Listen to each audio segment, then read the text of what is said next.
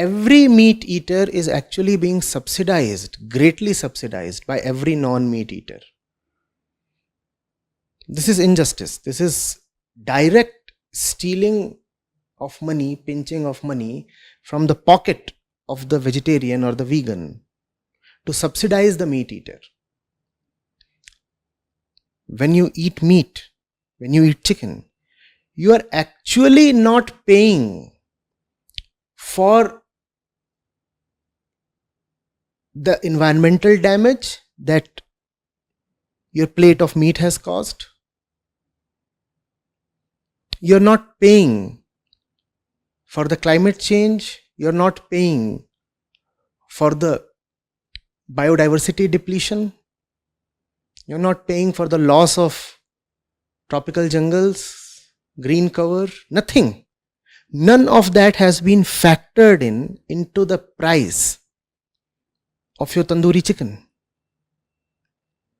But the cost is enormous. So somebody is bearing that cost. Who is bearing that cost? Whole population. Whole population, meaning just to help you have your chicken, everybody else is paying the price. So if you are paying rupees 200 or 300 for your plate of chicken, its actual price should be maybe 800 or 1000. And it is gross injustice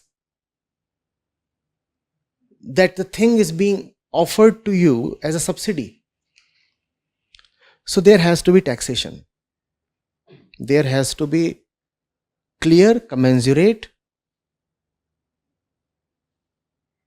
just taxation.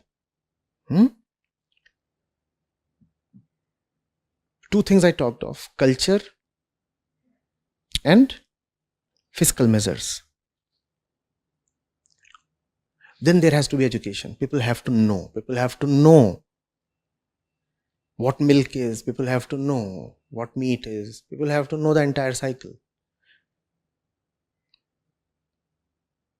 People talk so much about the right to information, and everybody is so curious these days. People want to gossip. People want to say, no, we want to know everything. First of all, don't you want to know what is going into your body? First of all, don't you want to know what is going into your body? So that has to be made known. Thirdly, it has to be made known that agriculture as such is not the absolutely holy profession it is made out to be. Very few people know that probably around 2/3 of all agriculture, rather 3/4 of all agriculture, is just to support meat eating. Now you'll wonder, what am I saying? You'll wonder, right? People think of farmers as some kind of pursuers of a most noble profession. They say, you should be a farmer. Especially in India. Everybody is talking about poor farmers and this and that. Everybody is talking of upholding farming. And I support that. Any person who is in need needs to be supported.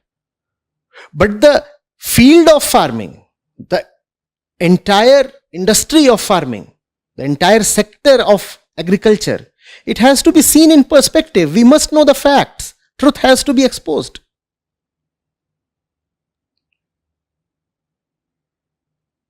Out of every 4 kilograms of grain that comes out from the farmer's field, 3 kilograms goes towards feeding animals so that they can be slaughtered and the meat eaters can have their meat. That's the reality of agriculture.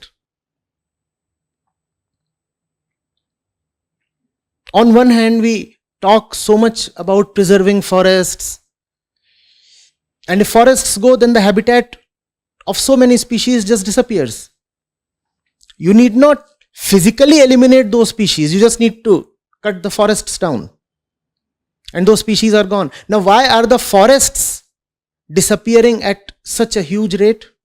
Do you know, even as we are talking, how many acres of forest has been cleared off in the last 1 hour itself? Can you even imagine? Now go find out. You'll be startled. Even as we are discussing this, at an unimaginable pace, trees are being felled.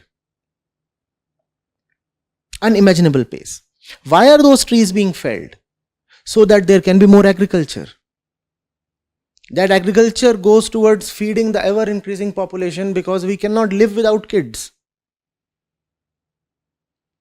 Further, we cannot live without our chicken wings and chicken burgers and mutton this and beef that.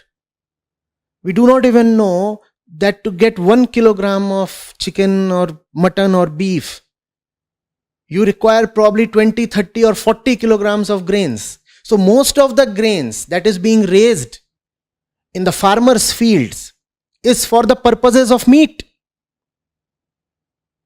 That is something people must know.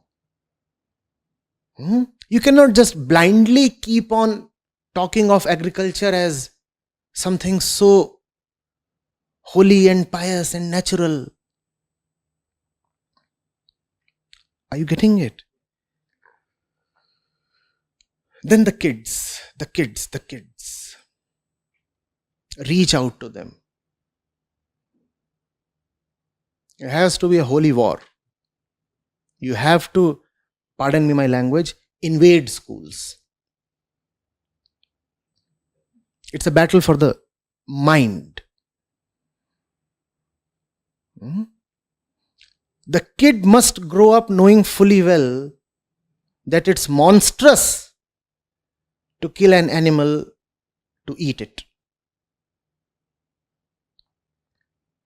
Are you getting it? And that would require a change in the entire value system of the kid.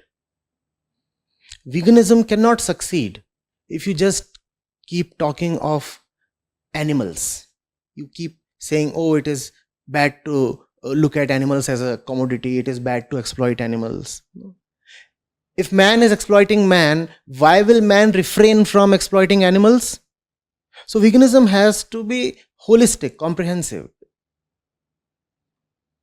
You may not like it to hear it this way, but veganism has to be basically a spiritual movement. Veganism has to be a movement of compassion. And when compassion comes, you will not be compassionate towards merely the animals. When compassion rises in you, then you will be compassionate towards everything, everybody, and yourself. First of all, you will cease to be cruel towards yourself, which most people are. So veganism needs to broaden its scope.